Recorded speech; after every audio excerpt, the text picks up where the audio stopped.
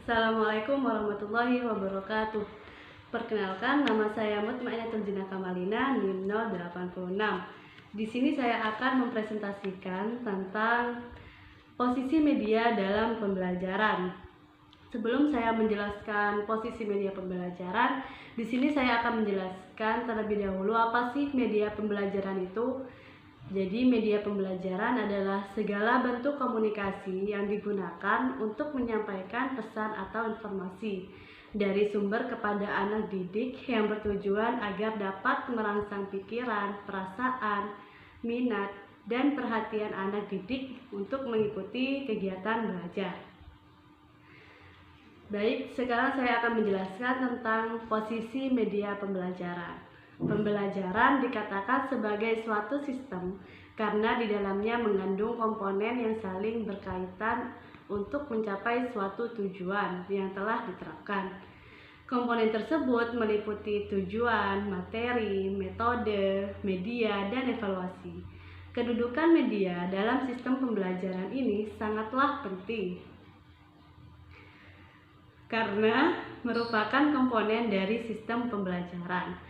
Jadi, apabila komponen dari sistem pembelajaran ini tidak berkaitan atau salah satu komponen ini tidak mendukung, maka akan menjadi sistem pembelajaran yang tidak sempurna. Assalamualaikum warahmatullahi wabarakatuh. Perkenalkan, nama saya Yosi Pitaloka, NIM 090 dari perwakilan kelompok 2. Di sini saya akan menjelaskan tentang fungsi media dalam pembelajaran. Media pembelajaran sangat membantu kegiatan guru dalam melakukan kegiatan belajar mengajar. Media berfungsi untuk tujuan instruksi di mana informasi yang terdapat dalam media itu harus melibatkan siswa baik dalam benak atau mental maupun dalam bentuk aktivitas yang nyata sehingga pembelajaran dapat terjadi. Materi harus dirancang secara lebih sistematis dan psikologis dilihat dari segi prinsip-prinsip belajar agar dapat menyiapkan instruksi yang efektif. Di samping menyenangkan, media pembelajaran harus dapat memberikan pengalaman yang menyenangkan dan memenuhi kebutuhan perorangan siswa. Adapun dalam buku Audiovisual Aids to Instruction yang dikemukakan oleh McCown, ada 4 fungsi media dalam pembelajaran. Yang pertama, media pembelajaran dapat merubah pola sistem pembelajaran yang tadinya abstrak menjadi konkret dan yang semulanya teoritis menjadi fungsional praktis. Yang kedua, media pembelajaran menjadi motivasi belajar siswa karena di dalam media pembelajaran penggunaannya bisa menarik dan memusatkan perhatian siswa. Yang ketiga, media pembelajaran sebagai penjelas materi yang diterima oleh siswa. Yang keempat, media pembelajaran sebagai sarana stimulus siswa agar rasa ingin tahu siswa lebih jauh lagi. Dalam hal ini, guru sudah tidak lagi menjadi peraga dalam pembelajaran, tetapi guru hanya menjadi fasilitator di dalamnya yang menjadi pembawa informasi yang dibutuhkan oleh siswa. Jadi, media pembelajaran itu sebagai alat yang mempermudah kinerja guru dan juga mempermudah agar siswa itu memperoleh informasi bukan hanya melalui buku ataupun yang biasanya yang berbau-bau teoritis, tapi siswa juga akan bisa menggunakan media pembelajaran.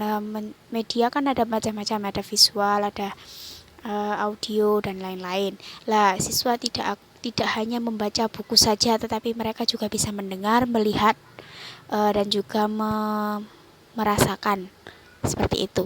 Terima kasih. Wassalamualaikum warahmatullahi wabarakatuh. Assalamualaikum warahmatullahi wabarakatuh. Perkenalkan, nama saya Hakikotul Ulumiyah NIM 088. Kali ini di sini saya akan menjelaskan tentang manfaat proses pembelajaran.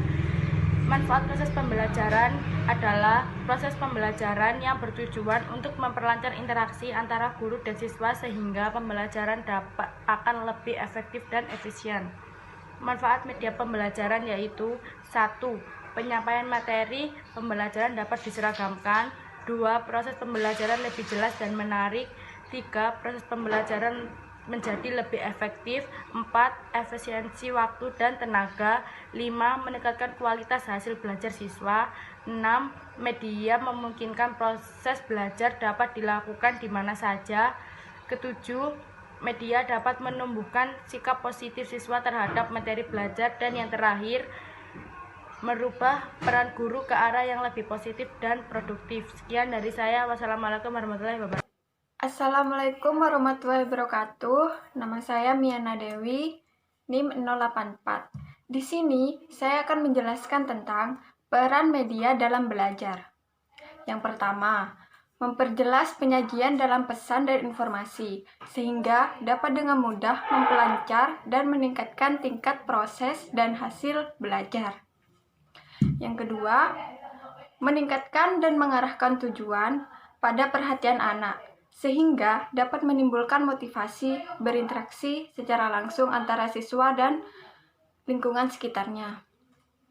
Dan siswa dapat belajar sendiri sesuai kemampuan serta minatnya masing-masing. Ada beberapa hal untuk dapat meningkatkan motivasi anak, yaitu yang pertama, menggerakkan, di mana motivasi menimbulkan kekuatan pada seseorang untuk bertindak sesuatu. Yang kedua, mengarahkan. Motivasi mengarahkan tingkah laku seseorang terhadap sesuatu tujuan. Dan ketiga, motivasi tujuan menopang. Artinya, motivasi juga menopang tingkah laku, di mana keadaan lingkungan sekitar individu juga harus menguatkan dorongan dan kekuatan yang ada dalam individu. Yang ketiga, mengatasi keterbatasan indera, ruang, dan waktu, yaitu ada 6. Yang pertama, objek atau benda yang terlihat besar tidak memungkinkan untuk ditampilkan secara langsung di ruang kelas. Dapat digantikan dengan objek seperti realita, gambar, radio, foto, model, atau film. Yang kedua, objek atau benda yang terlalu kecil, yang tidak memungkinkan untuk dilihat oleh indera dikarenakan objeknya terlalu kecil, yang dapat ditampilkan dengan bantuan seperti gambar, film, slide, atau mikroskop. Yang ketiga, kejadian yang jarang terjadi ditemukan pada masa lampau atau hanya terjadi satu kali dalam puluhan tahun.